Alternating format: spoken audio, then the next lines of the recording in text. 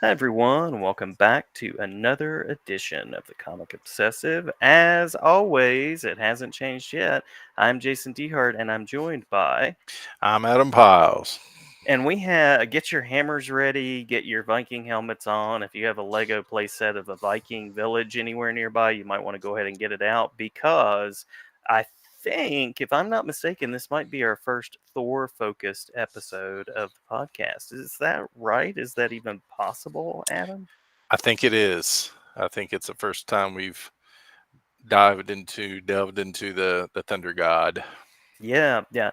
We talked a little bit about Thor because you and I had a chance encounter with one Mr. Walt Simonson at Heroes Con, and then we kind of talked about some of the backstory of this issue and others like it with one Mr. Tom DeFalco on a previous edition of the show. But this is kind of a closer deep dive into the pantheon of Thor. We're of course talking about this rhymes. I love this part, the Mighty Thor 444.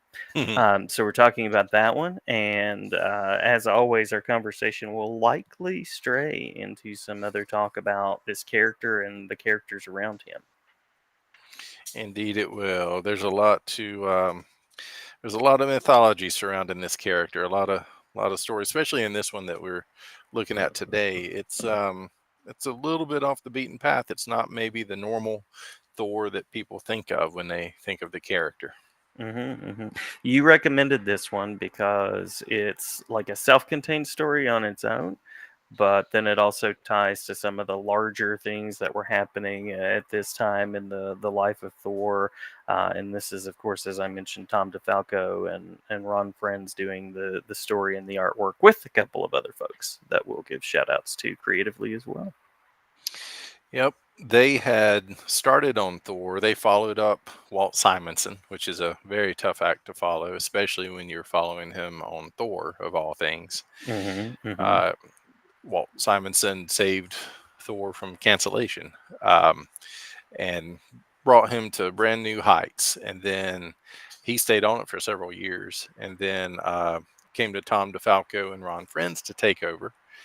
And they did some fairly traditional Thor stories. Uh, I would say nothing too off the beaten path for a while. And then they decided to shake things up. hmm And that's when they introduced the character of Eric Masterson, who eventually went on to become Thor himself. Yes. Yep. And so this issue, like you say, is self-contained, but it's self-contained, but it includes, like you said, kind of a lot of the story beats and the plot points from what was going on in the book for like the last few years, and then would continue for another year-ish. Um, and so it was a really good issue to read in this run if you kind of want to, dip your feet in and get a temperature gauge of what it was like during this time in the Thor book. Yeah, yeah, absolutely. And you are very versed in this universe, this character, this world, and you know much more about Marvel than I hope to. Would you say that your definitive Thor run, the one that you think about and go to as far as the character goes, would be the Simonson run, or would it be more this kind of time where he was Masterson? To me, it's kind of 50-50. I mean, you can't. I mean, Simonson did Thor in such a classic mythological way. He included Asgard and um, just so many epic storytelling beats in his run hmm that it touched on the Earth side of things, but it certainly favored the grandeur of Asgard and Odin and um, yeah, it had some wonderful. So that's like a classic Thor, but this one, maybe this one holds such a special place in my heart because it's kind of like somebody said, "What's the best? What's the best era of comics?" hmm It's the era of comics that you encountered at 12 to 13 years old. That Yeah, yeah. that's the yeah. And so that's this era, and so I loved Eric Masterson as Thor, and then who he went on to become as Thunderstrike. I loved it a lot. So to me, it's kind of 50-50. Yeah, yeah. Now, are you a fan of the some of the more recent stuff, like the Jason Aaron, Gore the Oh yeah, God Butcher stuff? That stuff is really incredible visually too. yeah, it really is. And Jason Aaron, when he took over Thor with that God Butcher series, or storyline, that was amazing as well. That was like blowing my mind as I was reading it. Yeah, yeah. Yeah, and the guy who so when I walked back into the comic store for the first time in quite a while, I was looking over all the new releases, and I could not find a Thor. And Thor was not being published when I went back to comics. So this would have been the mid 2000s, like '05, something like that, '05, '06. Hmm, There hmm. was not really a Thor book on the stands that was like a traditional Thor. Um, and so he was dead. Um, so J. Michael Straczynski Hmm. brought him back, and that was wonderful storytelling as well. And the artist on that was not even going to try it because I think I'll butcher it. Do you know it? It's like I, Go there ahead. were a couple of names that I was looking at, sort of in the history, that I was like, I'm not quite sure how to say that, but I will give it a shot. Um, Let me see if I can find it here. We will, of course, edit this so that we're not sitting and waiting. It's all right. I'll talk about one of the scenes that the guy drew. He drew because what they had to do was kind of go back and find all the gods who had died. And so there's this epic, it's kind of a splash page, really, one panel page. But I think it's at the end of the book, and it's Heimdall standing there looking for the gods. And it's like a kind of a side view of him. And that art was, I think I've already said, it was just really epic and made him look massive and just awesome. Did you Yeah. find his name? Yeah, so he is a French comic book artist, and I believe you would say this Olivier Coipel. Quapel. Okay. I'm guessing Yeah. that's the pronunciation, the way it looks on Wikipedia. So if you can trust Wikipedia, there it is. Okay. Well, if it's on the internet, it's got to be true.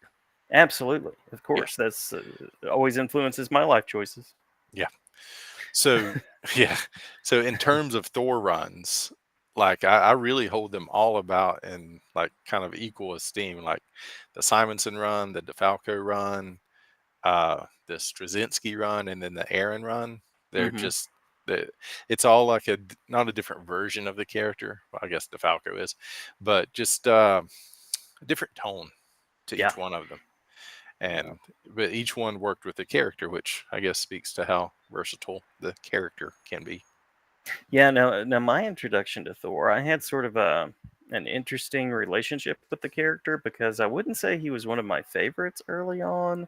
I liked him, and I was always a mythology kind of kid, always interested in mythology, so I liked a lot about him. But I don't know that, as far as the stands, I came across a Thor book.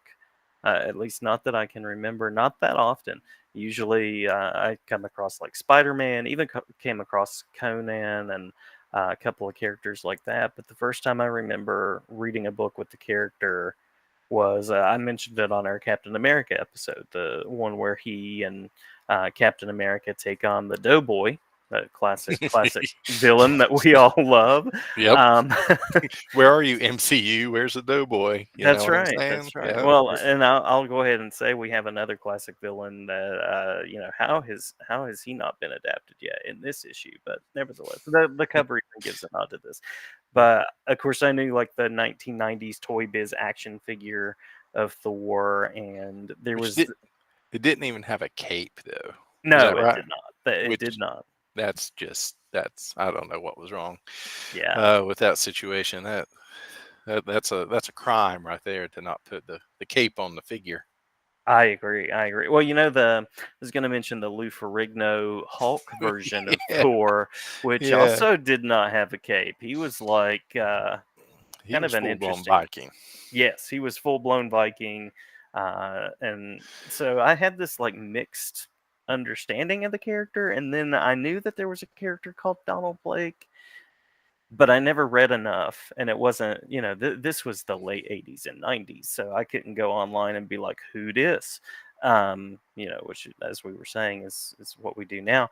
Um, so I kind of was like, I like this guy, I like his vibe, I like the mythology. He's friends with Cap and Spider-Man and these other people, and I always loved when he showed up in a book, but I just didn't know that much about him, I Right. guess.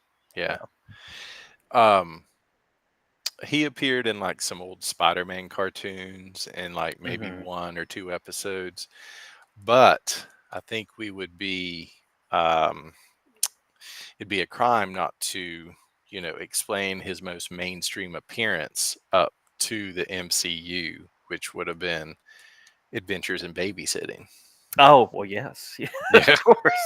of course. There's that one too. I think I sat through that entire movie as a kid hoping that like Thor would make an appearance, Yeah. like Yeah. somehow. And I know that there was like a little bit, yeah, anyway.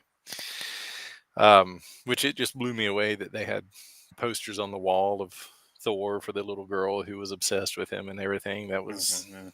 Which was kind of odd, I mean, he Yeah. wasn't, like you say, he wasn't very mainstream. Um, but yeah. Um, so this issue is 444, and Mhm. it is in the later, I don't know, it might be kind of in the heart of the DeFalco Ron Friends run. It might be kind of in the middle-ish, maybe middle to late of their run. And this is called How the Grunk Stole Christmas. It reminds me of something else, and I just can't put my finger on it. Nope, Just can't put my finger on it. But nope.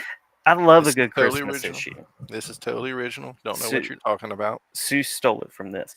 I love a good Christmas issue. I love we did the Batman Adventures holiday special, and I love the DC Christmas specials.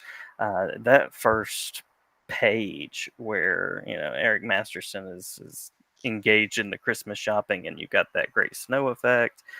Takes us right into the setting.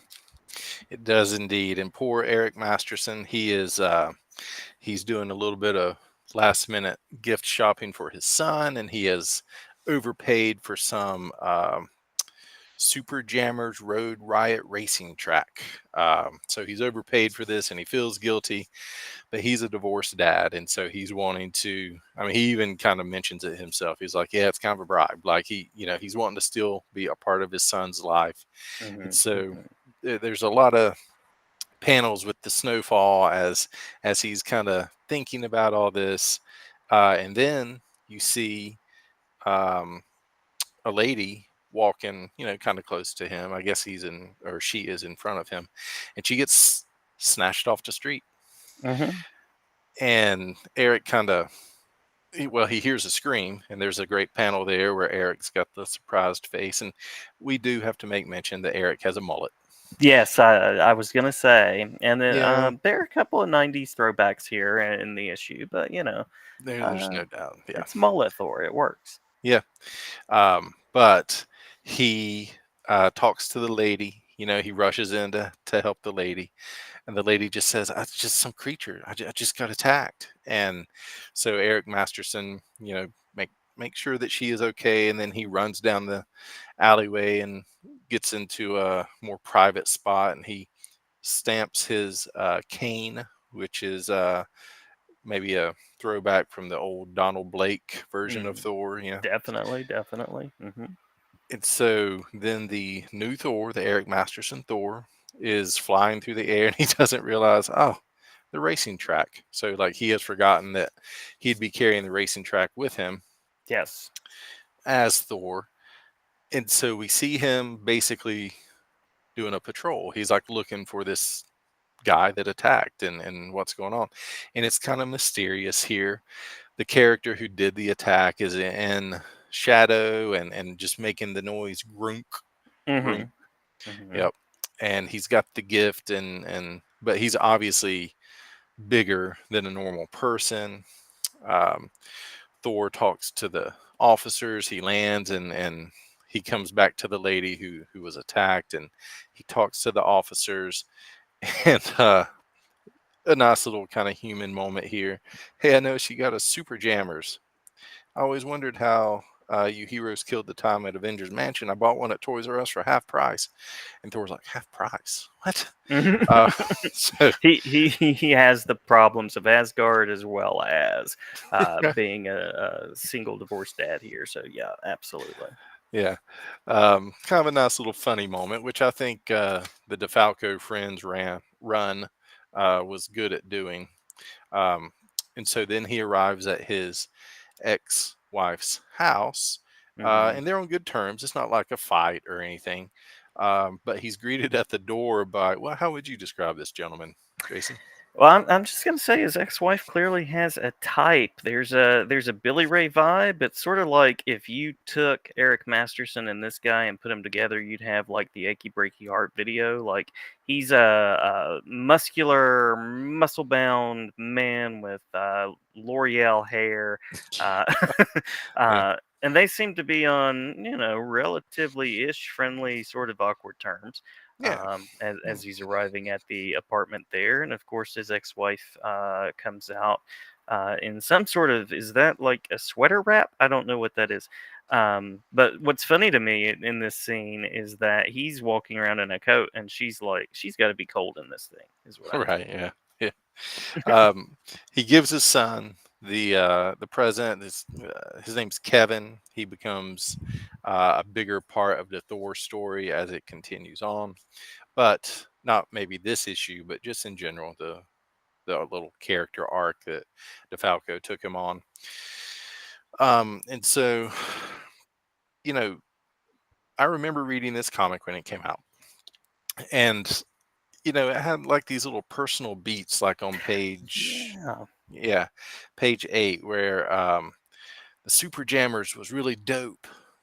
So like this is Kevin talking to his dad. Hmm. Uh, Neat to someone from your generation. And then like there's a touching little moment where he just hugs his son. Yeah. And Marcy is even in the background, kind of looking a little sad in the first series of those 3 panels. It's a nice, quiet moment that really makes you care for the character. And Yeah. Yeah. yeah, I thought they did a really good job with fleshing him out as a real character, not just the guy who you're waiting to turn into Thor. Yeah, well, and it would be easy. I imagine it would have been easy for DeFalco and Ron Friends and Al Milgrom, who, by the way, did the art on this issue, to just kind of glide by any kind of human moments like this. But having the chance to talk with Tom DeFalco, like, I think this is part of what really endeared him to the run and what he and Ron Friends wanted to bring is like, there's a character here, you care about him. Um, yeah, really, really nice moments in the midst of all the bombastic grunk action that's happening. Yeah, and it worked on me. It was like storytelling I hadn't really seen before. I think I mentioned that when we got to talk to the great Mr. DeFalco, that it wasn't something I was used to seeing in comic books. Hmm. The Hmm. idea of a divorced dad and those quiet panels. He even waves, and as he's leaving us, there's no dialogue, there's no narrative boxes or anything. It was good. It really makes you on Eric's side as a Yeah, character. definitely, definitely. So, it's not long though before he is back in action as Thor, because that's the name on the cover of the book. That's the character you're paying to see. That's the character you're sitting through adventures and babysitting, hopefully, hoping will show up. Yeah. And so, the next part of the story we have very similar kind of beats here with Grunk. Sort of reaching out, grabbing someone, Eric Masterson in full Thor form here, tracking down this mystery and continuing on. And he says, "My holiday's already ruined, but there's still a chance that I can end the year on a winning note." And so he's back on the prowl of whatever this creature happens to be. You are right. And he is flying around looking for Grunk, and then he's attacked. Um, and, you know, I guess really the snow effect is just Ron Friends and Milgram working together to draw those little dots all over the page of, what's supposed to be falling snow, but it's really effective. It really I works. like it. Yeah, But I like it a lot. but it doesn't, interfere with the story. It doesn't obscure the art. You're not like, this is a mess. What is going on here? Like, Mm. very very good artists that can accomplish that. Yeah, and then we have our first full look at Groot, leading to a really interesting splash page that's coming up as well. I also really like the panel where we get the reaction shot of Thor. How typical my one moment of arrogance and I land flat on my big fat. Oh my gosh, Yep. Arrogance is one of those things I know about the character. That this is Hmm. kind of like the thing that Thor typically has to contend with. He's got this relationship with his dad, with Odin, and so arrogance is sort of the cardinal sin of Thor that sometimes leads to some interesting points. So nice little throw out to the larger storytelling there too. Yeah. Yeah, absolutely. And you talked about that splash page. I want to talk for a minute about Ron Friends and Milgram. Was that the inker on this one? Mm-hmm, mm-hmm. Yep. Their rendering, because the rendering of Thor, like the line work on Thor, and of course, we're facing the Grunk character, and so he looks fantastic too. Mm-hmm. But we're looking at Thor's cape and his helmet, and just the line work that they did on the cape and the helmet and just the hair, it just flows so well. That helmet looks metallic, uh, really just based off of their line work. And obviously the coloring helped with it too. But I don't know. I geek out over this type of stuff, and just that rendering of Thor. It's just like I don't know. It makes such an impression on the page. I feel like Yeah, I love a good splash page, and I was not aware my Toy Biz 1990 action figure didn't have a cape, so it's nice to see the cape on. that's a crime against humanity. But this is where Thor and Grunk mix it up. They This is get the battle. this is the battle. So you have some pretty nice little battle beats here as they're Mm-hmm, fighting back and mm-hmm. forth, and Thor's trying to figure out who this person is. It's not somebody we or he as a character. Nobody's ever seen Grunk before. This is, I guess, Grunk's first appearance, as far as I know. Is it his only appearance? Probably, yeah, Yeah. yeah, yeah. Although, Well, the battle takes them into a department store, and they're getting ready to basically demolish this building. Um, and the fight keeps going back and forth, and um, we'll stick with the battle thread right now because there is a little part with I think her name is Jackie Lucas, um, wanting to see Thor. I guess I'm already talking about it, aren't I? And somebody comes to see Eric Masterson, and we all know who he is, even though he's in shadow. It's Captain America who is paying a visit to Eric there, but Eric's not mhm, home. He's busy battling Grunk. And so they're battling back and forth, and it's a little dog that distracts Grunk and makes Grunk kind of run off. And then Grunk goes down into the sewer, and Eric Masterson, Thor, chases him, and the battle picks back up again. And they're going at it again until looks like Thor has knocked him for a loop, and then Thor gets attacked himself, but they're no match for his strength. And so basically, what we come to see here is that Thor is down in the sewer, and it's kind of like I guess, a homeless encampment. Would you say that? mhm, mhm. Yeah, I think that's accurate. a homeless encampment below the streets in the sewers of New York, and Grunk is kind of like their protector, and just he lives with them. He's one of them says he's usually as gentle as a kitten, and we get the idea here that Grunk is basically trying to give them a Christmas by getting Christmas gifts. Mhm, mhm. Yeah, and trying to spread the joy here.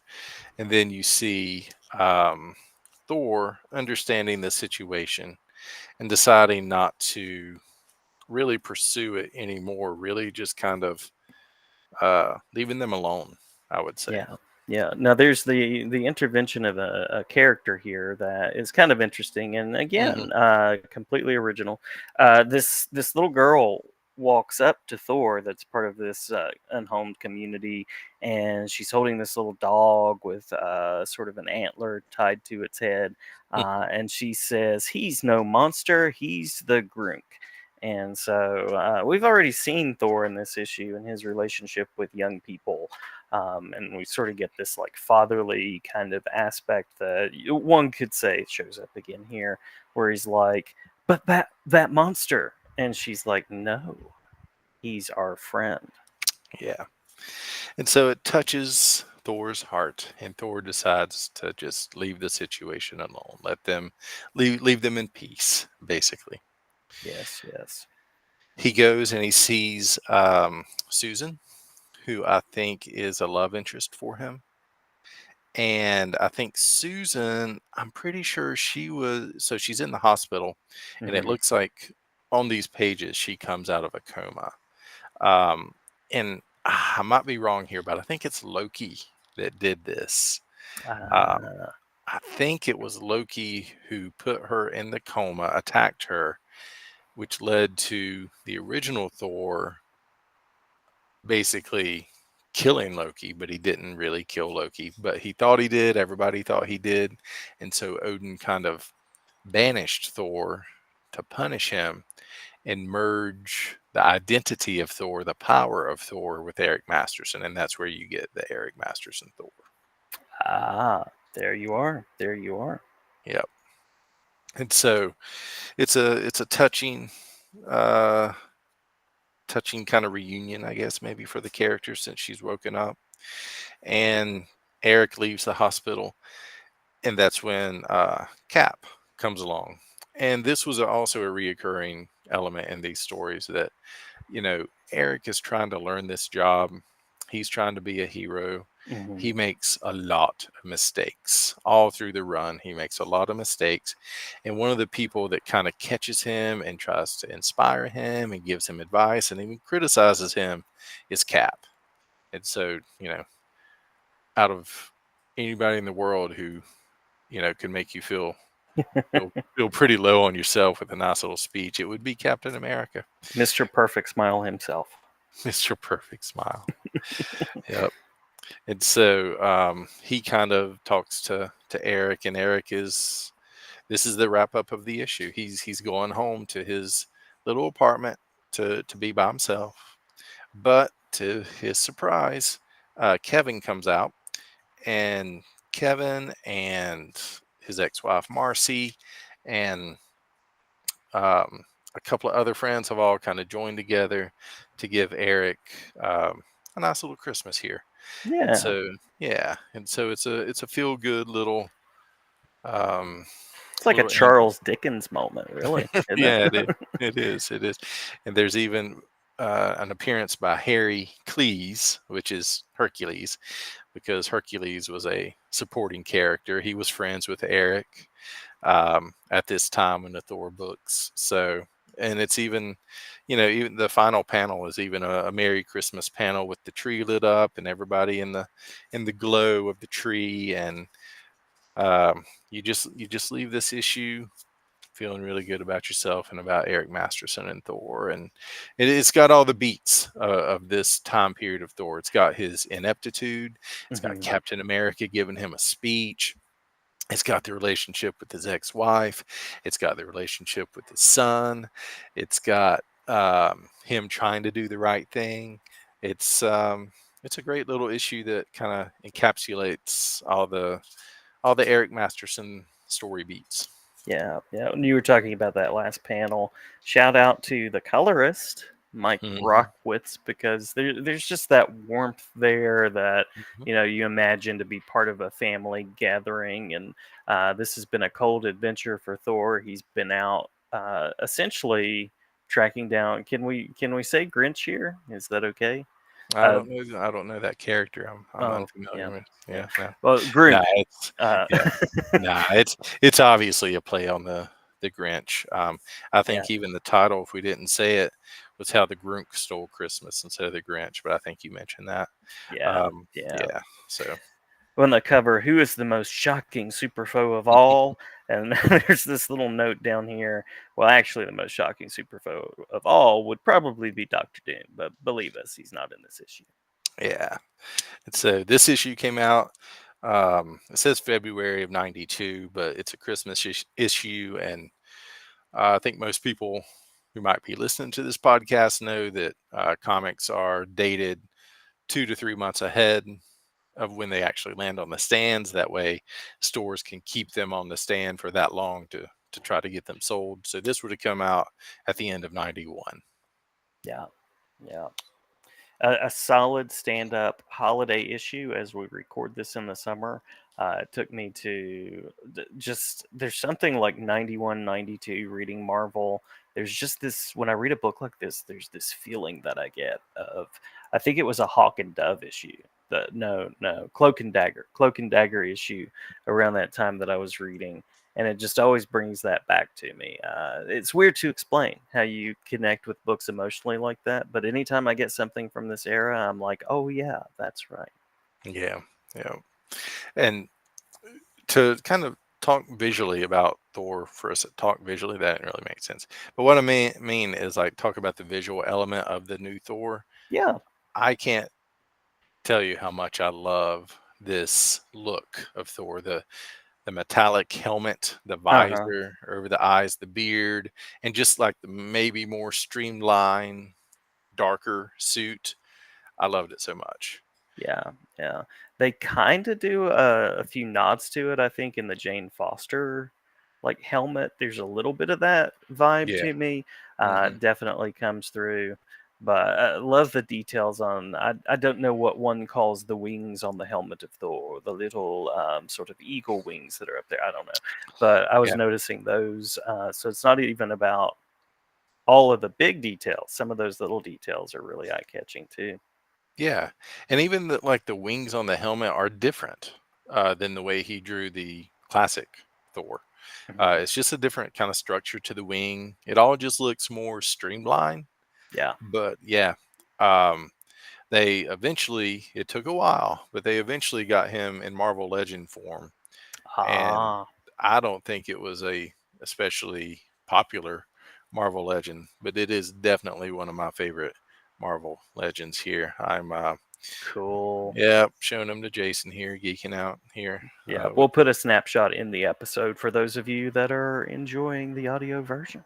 Yeah, it's good stuff. Now I wondered exactly how the idea for Eric Masterson and like replacing the original Thor came along because Mhm. um, I think that it was a Jim Shooter idea to basically revamp a lot of the Marvel characters at the end of the '80s, like even replace them. Mhm. Like I think that's where you got the John Walker Captain America, um, the black suit Spider-Man. I know that was still Peter Parker, but it was still definitely a revamp of the character, at least visually. Um, let's see who else. It would have been Cap, a little bit of Spider-Man there. This version of Thor was certainly a revamp. Um, but I think Jim Shooter had the idea to kind of out with the old and in with a whole new wave of characters, Yeah. but that never really fully came to be. A lot of revamps happened, but yeah, nothing so dramatic. But this was a pretty dramatic change for Thor. But I think it was pretty popular because it ran for several issues. Yeah. Yeah. Yeah, But and it was also kind of an interesting time in comics because it wasn't that far from like some of the big epics like Death of Superman. And you get to see some reinvention of DC characters there too. With like Superboy is now wearing a jacket. He kind of has an earring. Batman went through his Nightfall phase. So there were moves and shakings happening for yeah, characters in the early '90s, and of course we all know about the and if you've read about it, you know about it, the implosion of comics in the '90s. So yeah, I think publishers were trying some different tactics to see what they could come up with. yeah, definitely true. Trying to throw anything they could at the characters to see what would stick, and some of them were pretty quick turnabouts, and some stuck around for quite a while. Yeah, yeah. I've just been kind of reading, looking at some of the history. When you were talking about Susan and Thor, I couldn't quite find who initiated the coma, but I can confirm, in fact, that there are people named Susan Thor in the world. I did not know that. So we'll have to do some more digging there. But yeah, really, really interesting take on the character, and 90s comics get criticized, but as you said, it's a special time.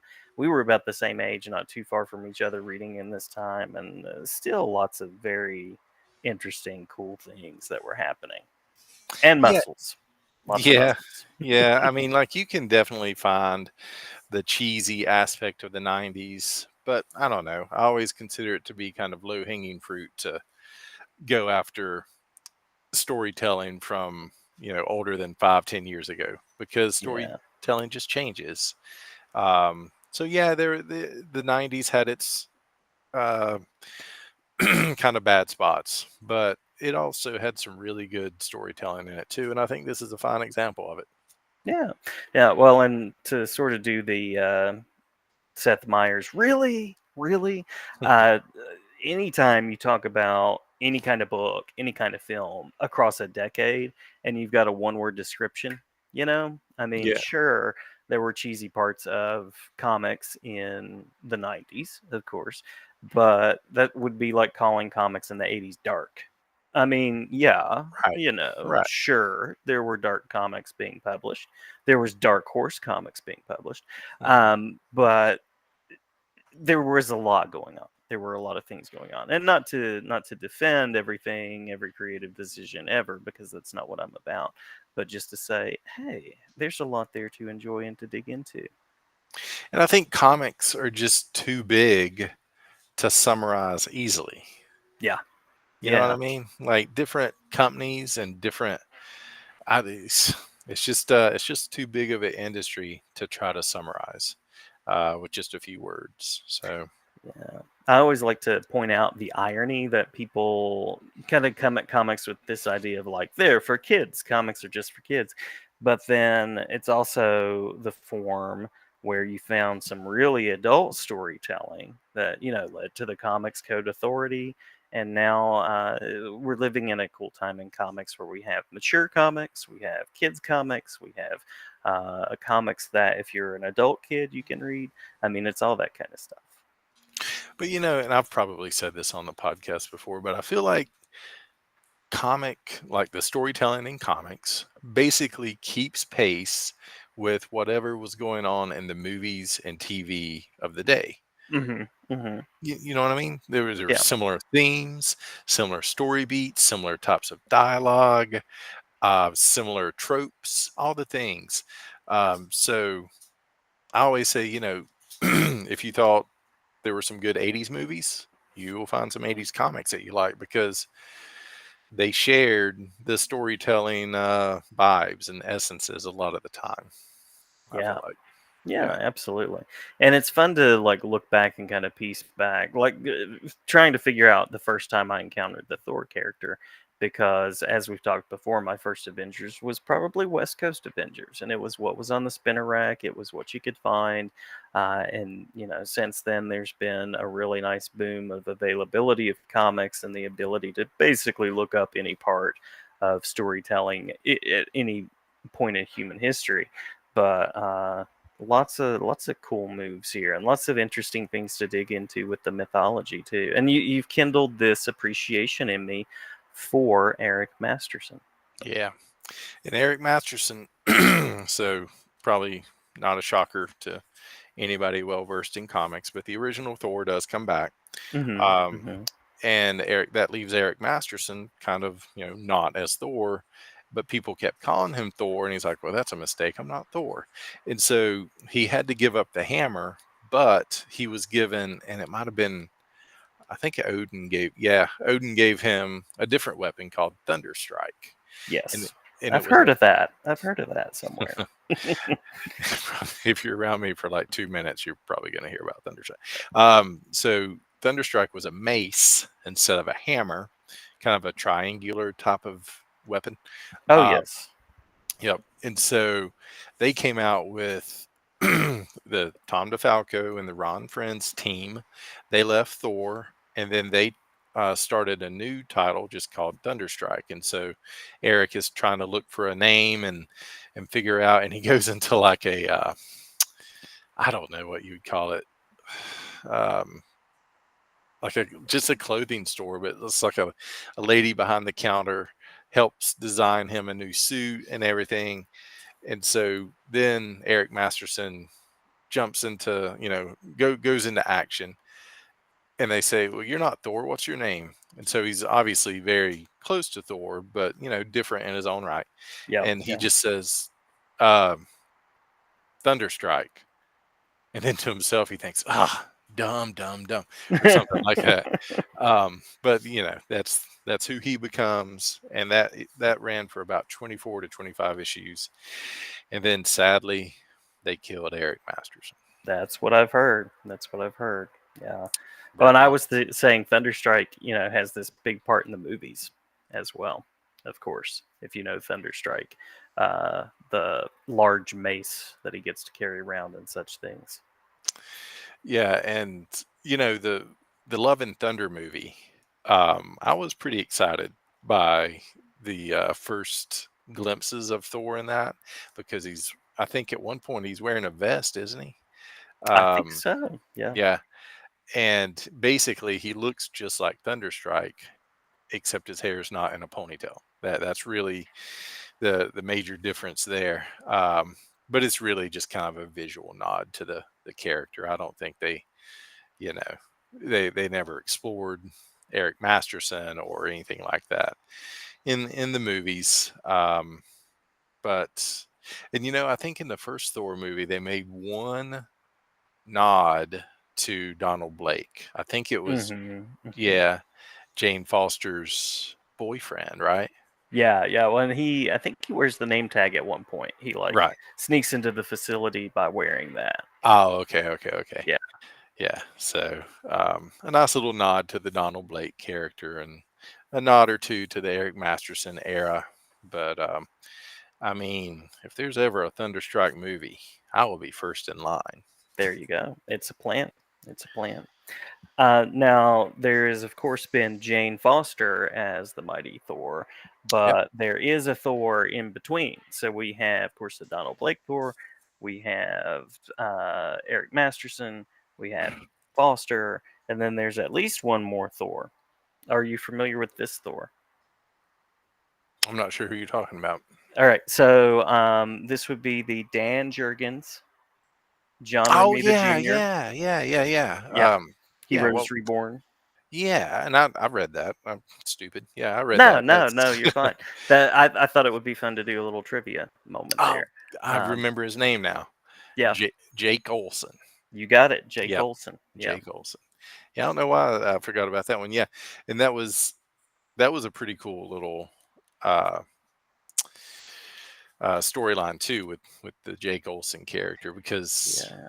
did you read much of that? Just a little bit, but anytime the names that are on that book are on a book, I'm gonna check it out. Absolutely.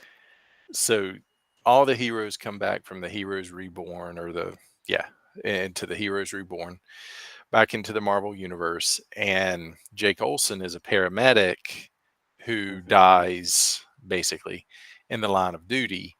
Um, but instead of dying, he merges with Thor, um, and still, from all appearances, looks just like Jake Olson. He's Jake Olson, but he transforms into Thor. And at one point, I remember there was a nod of the hat to tip of the hat to Donald Blake, because when Jake Olson is he's a paramedic, and when he's out on a call, he does some emergency, like, I don't know, something like a tracheotomy or something Yeah, yeah. that only like somebody like Donald Blake could have done. And so there was, a little bit of that started the who is this guy really, and what's his connection, and all those things like that. Jane played a part in that story. She had become a doctor at that point. So it was an interesting little story arc for the character. Definitely, definitely. And I've talked about my love of like Green Lantern and how the thing I like about Green Lantern is that anybody can be the Green Lantern. Hmm. Hmm. When somebody else is Spider-Man, yes, unless it's Miles Morales, I'm like, okay, they're wearing the suit or they're from a different time. I can appreciate it, but this is like baked into the character, so just kind of cool that Thor is bigger than one person in a way. Yeah, Yeah. yeah, absolutely. And I think I was older by the time I realized that, oh, Norse mythology is, Hmm. real. It's a real thing because, growing up, at least I only ever learned about the Greek myths and Hercules and all those things. Um, and there's obviously nods all through the story to the mythology, or not even nods, just blatant, Odin and Loki and uh, frost giants, and everybody's there. Hmm. I just didn't realize it was based off of a real belief system. Yeah, yeah. I remember, I probably said this before, but we're both action figure people. I had a little like set of Olympus, the Greek god. Ah, They weren't posable. They were just kind of like PVC figures, if you remember PVC figures. yeah. But they were like these different types. And so I think there was this fun thing about mythology to me as a kid that made it kind of like comics in that Yeah, way. So yeah, a character like Thor, I was like, yeah, I'm down. I'm good with that. That totally works. yeah. Um, so And I love yeah. Hercules too from the Hmm. Marvel universe. He was, always a bit different than the noble Thor. He was more of the almost kind of like a party guy. You Yeah. know, he Yeah. loved the combat, and very interesting character too. So You know who should write Thor? And forgive me if I've missed this story somewhere, but this guy that I know that has done amazing stuff in Norse mythology, he has a book called Norse Mythology and a book called Odd and the Frost Giants. Neil Gaiman. yeah. Has he ever done one? No, not that I know of. Yeah. Not that I know of. I don't really know of much of his comic stuff besides the Sandman, of course, and Hmm. I know he did some issues of Batman. Hmm. Hmm. Um, Whatever happened to the Cape Crusader being one of yeah, those. Yeah. but I don't remember him ever really diving into Marvel characters. I might have He's missed it though. done the Eternals. I know he's done Eternals. Oh, that's right. Yeah. And he did a Sherlock Holmes that you should check out as well if you haven't read Study in Emerald, I think is what it's called. But I say that to say, Neil Gaiman, I want to talk to you. I'm just putting that out there into the interwebs. Really want to talk to you on a podcast at some point. Just say. Yeah. It doesn't have to be long. Just a minute to say hi would be fine. Read the phone book to me. That would also be fine. Yeah, absolutely. Having a conversation with Neil Gaiman would be quite the experience. For sure, for Yeah. sure. Now, we're leaving the world of the God of Thunder. I'm assuming. Did you want to add anything else about Thor, Eric Masterson, or Uh, any other version thereof? I think we're good. As long as I got in my plug for Thunderstrike, I think we're good. Perfect, perfect. We'll at Marvel with that one. At Marvel Studios, give us Thunderstrike, but we're not traveling that far away from Thunder. It's true. So bring out your kitty cats for the next edition. Yeah. Adam and I. This is an audio only podcast, of course, but you're gonna just imagine us dressed as people from the Cats musical, because on the next very exciting edition of the Comic Obsessive, we're going to be talking about a little group called the Thundercats. Hmm. Hmm. Hmm. A fantastic little group, fantastic '80s cartoon, Hmm. with one of the best intros for any show of all time. I'll go ahead and make that claim right now. I love it. I love it. Absolutely. And I think so. You might notice a couple of changes happening to this particular show. I think we're going to be including more summaries. It is the summer, so more summaries to dig into issues a little more deeply for you. And you're also going to probably notice as we get into conversations with creators, our numbering system might be off a little bit. So, as Adam was saying, the issues that you might have checked out in the 90s were post dated by months to give them more time to sit on the shelf. We've got a couple of surprises on the way in the next year or so as we start. Is this season 3? Yeah. 2? Yep. 2, Season 3? 2? 3, 2, 23? Yep. 4, Yep. 8. Yeah, this would technically be an edition that's somewhere in the 30s, but as we get closer to the 40s of this show, we're just going to have more back paint. So Yeah. we'll probably do more like a little fun with the names of the episodes and some things like that. If you're a listener out there, you're welcome to comment on the YouTube videos and give us some feedback about things you'd like to see. Just click that little like and subscribe and whatnot. I don't know, that's what the kids say, I guess. But you can always drop us a little comment and just let us know what you'd like to see, and we can kind of take it from there now that we are on the YouTubes now. Yeah. Sounds like we got some good stuff coming, and I'm enjoying these. I would say more and more. It feels more comfortable doing these, Yeah, definitely. The blankets help, I think. You're right. Yeah, you can't see it right now, but Jason and I, we got a blanket. We're on the couch, hot chocolate. It's that's what I meant by comfortable. Yeah, it is the Christmas edition in the summer, Right. so you got to have some of that going on. Right. But it was a blast. I love talking about this issue, and I really look forward to talking about Thundercats because it was a very pivotal set of characters from my childhood. Definitely looking forward to that. And who knows, we might even have to hum some of the like thunder music, maybe get a little AC/DC in there. Yeah. Thunder. So we'll see what happens. Yep. Before we leave, you got to tell me this. It'll probably be covered in the next podcast anyway. Favorite Thundercat? Oh, Panthro. Okay. You pass. Thanks. He was the coolest. Yeah. Now Calica looks pretty cool, I gotta say. They've done a good job bringing a new character into the fray. Mm-hmm. Yeah. Yeah. All right. Well, I guess that does it for the podcast. If you're out there listening, if you're still listening, we'd appreciate it if you reached out to us and told us what we were doing right. You're probably talking about Jason. What we're doing wrong. That's probably where you're addressing me. And we can, maybe include some emails on the podcast. I'd love to read some emails from people who's listening. Yeah. Another one. I mean, I can always make some up. Yeah. Right. Yeah. Like Wanda from Wakanda suggests. Right. Yeah. They're all suspiciously familiar sounding. That's right. This is Peter Parker from Queens. That's right. He says, yeah.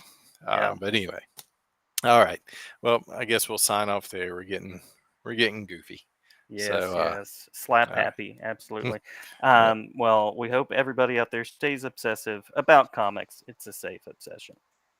And, I said to contact us. It would probably be helpful if I told you how to do that. So we are on Instagram as the Comic Obsessive on Instagram. Reach out to us there. Reach out to us on Gmail with the Comic Obsessive at gmail.com. Let us hear from you. We'd love to. Yep. And of course, you can also comment here on the YouTubes. I like to say the YouTubes because I'm young and hip like that.